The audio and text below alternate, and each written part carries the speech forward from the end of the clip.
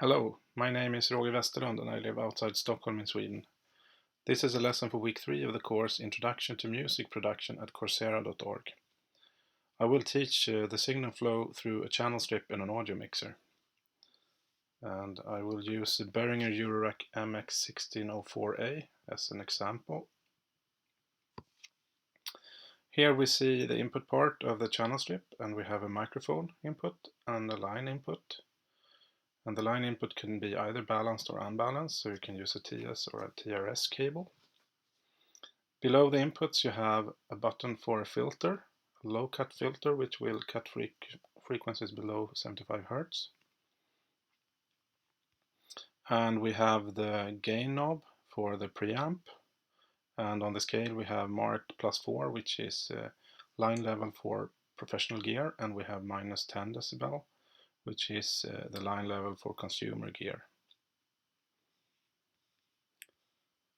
Here we have a 3-band graphical equalizer, so you can adjust the high frequencies, middle frequencies and low frequencies for the sound. Below the equalizer we have the auxiliary sends. We have 2 of them, and by default they are post-fader sends.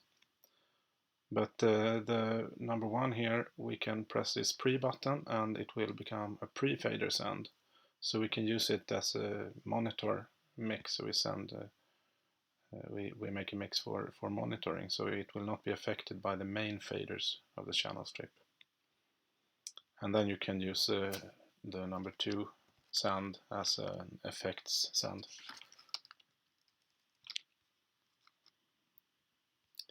Going further down here we have a pan button, so we can adjust the signal to the left or to the right.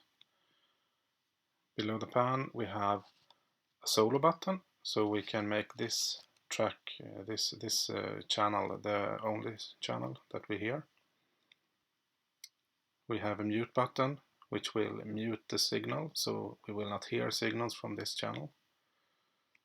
We have an indicator to indicate when the channel is muted. We also have an indicator to see when we have too big input level on the channel, then this peak indicator will light. And at the bottom here we have the fader. So I will show you how this will look this is the same thing, but on a schematic. Here we have the microphone input and line inputs.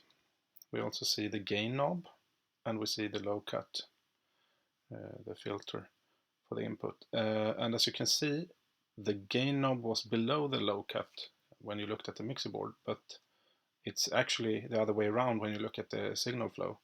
And you have to look at the documentation for your gear in order to know how the signal flow really looks in your equipment. Here we have the low, mid and high graphic equalizer. And after the equalizer we have the fader, the main fader of the channel.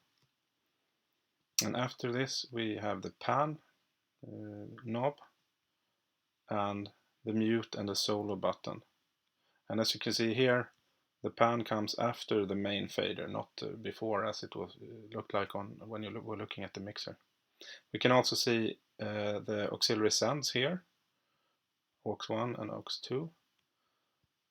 And we also see the pre button, where you can change so you get aux1 to be a pre-fader send. And that was what I was going to show you here.